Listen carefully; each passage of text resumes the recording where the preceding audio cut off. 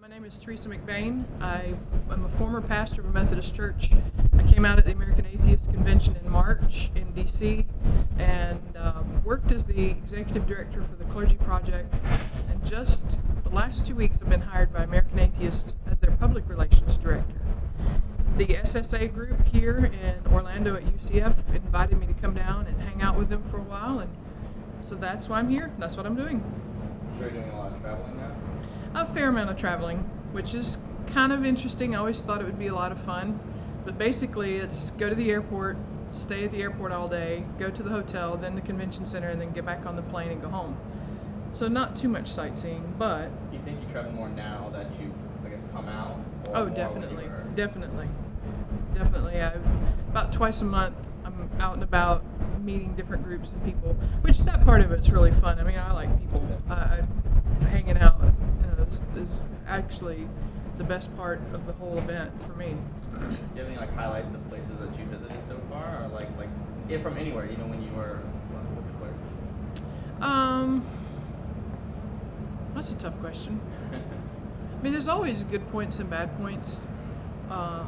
When I was a clergy person, I guess the best things that I feel like I did was going to different countries and doing social service projects.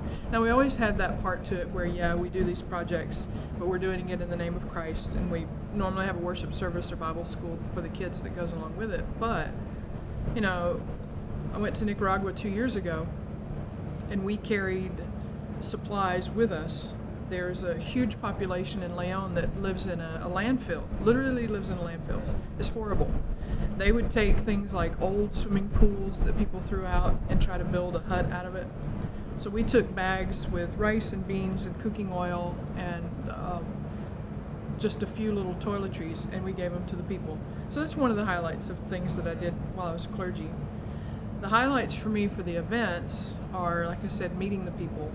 Usually we get there in time to have either a pre-event party or an after party, which is really a lot of fun because you're just hanging around, having a beer, having a glass of wine, talking and laughing and telling bad jokes and watching. I don't drink a whole lot, so I get to watch everybody else after they've had too much to drink, which is really a lot of fun. I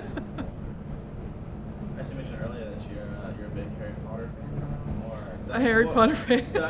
So beforehand, were you against Harry Potter? When you Yeah, I was against Harry Potter. I have two sons. They're young adults now. And when they were growing up, I was totally against Harry Potter. Harry Potter is of the devil. When the books came out, both of my sons are readers and they like fantasy fiction, sci-fi. I wouldn't let them have them. And my oldest son told me that he just went to his dad and got him to get them for him and secretly read them.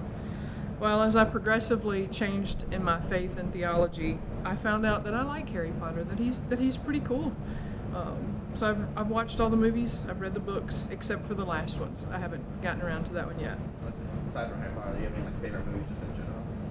Favorite movies aside from Harry Potter? Yeah, aside from Harry Potter. So you ask these tough questions. I really like to go to the movies. I don't like horror movies, so none of those. I went on a date when I was 16 with this guy, and he took me to Freddy Krueger, the very first one, Nightmare on Elm Street.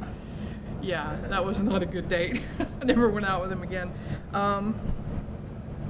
Man, I don't know what my favorite movie is. I like Mulan. That's one of my favorites.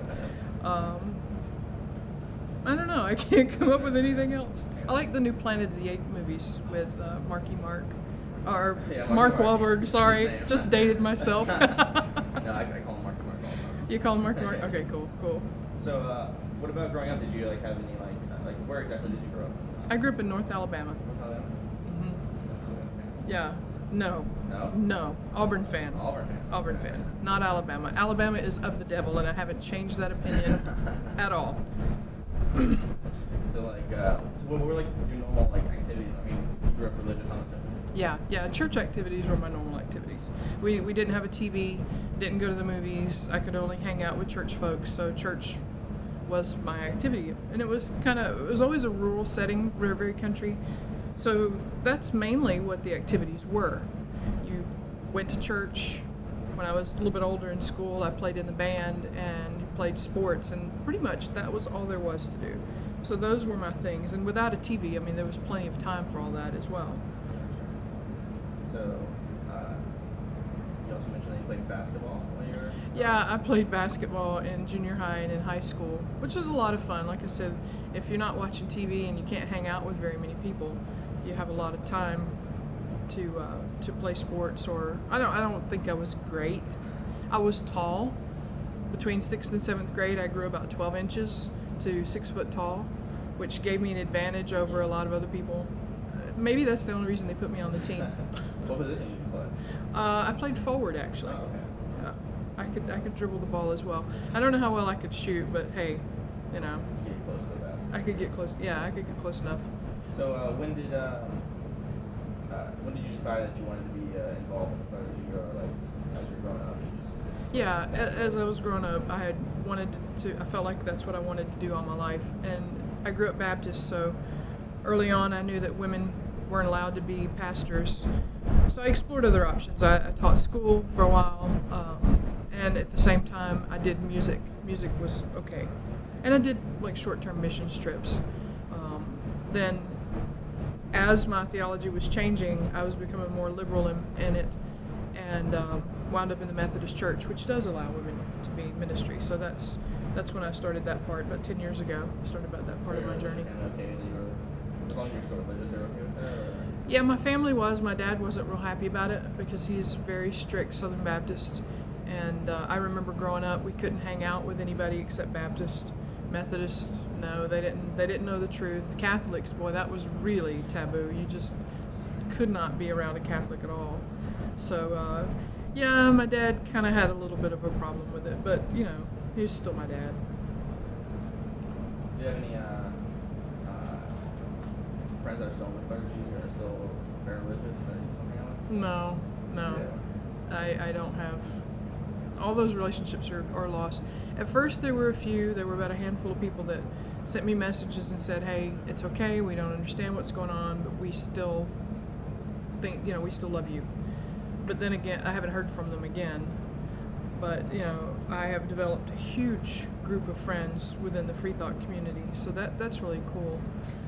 There's one couple, the lady's been my best friend for about 10 years or so, and they still hang out with me. I was just at their house this past weekend, and they're really cool. But besides that, yeah, it's all gone. Yes, I know you're very active in the free thought community. Are you also interested in politics at all? I mean, I know you're with American Atheists now. Well, I'm the public relations director, which means I guess I'll be very diplomatic in the ways that I handle things. I don't know that I'm very interested in politics. That seems like an awful lot of work to make people happy, and you know, I've done that for many years in the ministry, and it's real stressful. We'll see. I don't know, but I doubt it, seriously. Oddball question. You said you can't eat any of your favorite foods anymore. So what's like your favorite, like you could eat anything, just like once, just... If I could eat anything once, it'd be, I'd eat it more than once. It'd be Cuban sandwiches. Those things are so good with beer, and they're so fattening. Getting into your mid-40s is, you just have to watch what you eat, or I would gain 50 pounds in a week. Yeah, it does taste good, but Well, that's really awesome. Cool. Really All right. Thank you.